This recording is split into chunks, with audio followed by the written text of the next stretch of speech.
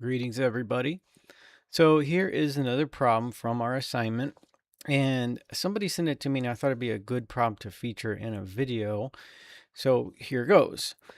To solve this problem, my first reaction would be that I can't really do anything with it the way that it is. I'm going to have to rewrite it somehow. Okay. And I'll show you how to rewrite it, but I'll say two things about it. First thing is there's another video I posted, at least at this time, that I'm making this video on Canvas. And they're called something like trigonometric integrals part 1, part 2. And in that video, or in these videos, I talk about integrals of the form that has mixed powers of sine and cosine. And I give some cases and some guidelines for rewriting them. Okay.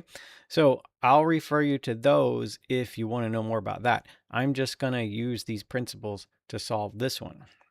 So that's the first thing, is that this needs to be rewritten somehow.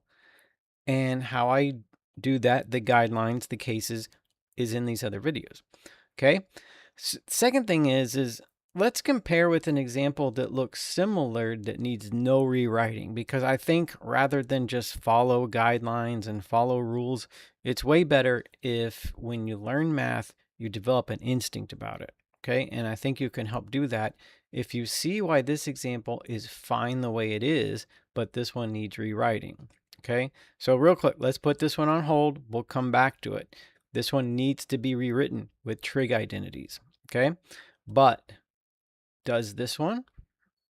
It doesn't. Okay. Why doesn't it?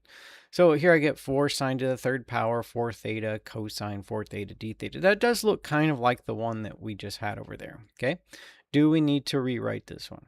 All right. That's my question that I posed to you at the beginning. Do we need to use trig identities, algebra? Do we need to make it look different than it is?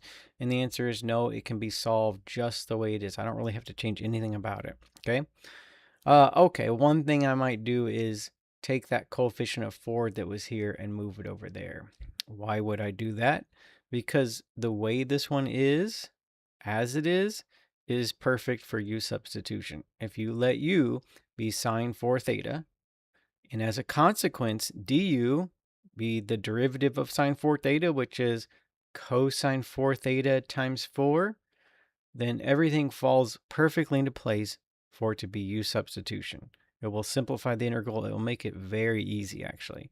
So as complicated as this integral may look to you, upon this substitution, it becomes, let's see, that's u. It has a power of 3, u to the third power, 4 cosine, 4 theta, d theta, that's du. And look what it turned into. Look how simple that is. This is about as easy as integrals get. U to the third power du has an antiderivative, indefinite integral of u to the fourth power over 4 plus c. And if you resubstitute theta into this by way of u being sine 4 theta, then you get sine 4 theta to the fourth power over 4 plus c. So see, this one needed no rewriting because u substitution works perfectly for it the way that it is. Okay, so I moved that 4 over there, no big deal, right? It's perfect the way that it is, really. So let's look at this one. Now this one, I really can't do anything with that. Okay, u substitution doesn't work for this sort of thing right there. You know, I would need like a u and then a du, and the way it is, I don't have that. But I look forward a little bit and I say, I think if I rewrite this, I think if I had like a lone cosine, like all by itself, not cosine to the third power, but if I just had cosine, then that could be the du, and then powers of sine could be the u. And then it would be like this one, okay? So how would I do that? Well, I'll borrow a cosine from cosine to the third power. I'll write it as cosine times cosine squared, then times sine to the minus 2 power. Everything's still there. I just borrowed 1 away from that third power. It's like conservation of energy. It's all still there, it's just moved around, okay? So then, remember what I was saying? What if I had a power of sine and then cosine? That would be u and du. So I'll turn this cosine squared into sine somehow. Is there some way you could turn cosine squared into sine squared? Well, there's the Pythagorean identity. Cosine squared of an angle is 1 minus sine squared of the same angle. So in this case, Cosine of 4 theta is 1 minus sine 4 theta. So still everything's there. I just used an identity at this point. And then what if I multiplied this all together? Okay, then I'd get sine to the minus 2 power 4 theta, and then sine to the minus 2 times sine squared. Those would become 1. Okay, now look, now this is like this one. With this rewriting, with this use of trig identities and a little bit of algebra, I've turned this one into that one, basically. It's not the exact same problem, but it can be solved the same way at this point. Okay, so all right, now this is where I'm at. This is what my rewriting has done to that original problem. So how would u-substitution work? Well, if I let sine be u, sine 4 theta be u, okay? And as a result, du would be cosine 4 theta times 4. Then that can be accommodated up here and make it something that we could answer. I might have to make one tweak to it. If I say u is sine 4 theta, that fits perfectly right there as u to the minus 2 power. All right, that's good. But cosine 4 theta d theta doesn't totally accommodate this du, but 4 is just a constant there. We'll divide both sides by 4. We'll get something that does work for us. Du over 4 is cosine 4 theta d theta. So I make those substitutions in this step right here. It turns it into this. What about this du over 4? Well, that over 4 is a factor of 1/4. It's like I'm multiplying what's there by 1/4. Constant factors can be taken out of integrals, so I'll take that out here. I'm left with this. This is the kind of thing that is easy to do as far as integrals go. U to the minus 2 du is u to the minus 1 over minus 1. And 1 du is u. There's your antiderivatives for what we have. I'll rewrite a little bit. I get like so.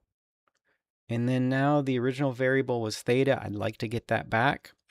So I substitute u away and theta in through the identity or through the substitution we're working with. U is sine 4 theta. It goes in like that. Okay. Now we're basically there at this point. Okay. I rewrote the integral. That made it compatible with u-substitution. That allowed me to solve it. I put my original variable back. I think that's mostly it. I do notice it's not what's given here in my math lab. My math lab says something about cosecant.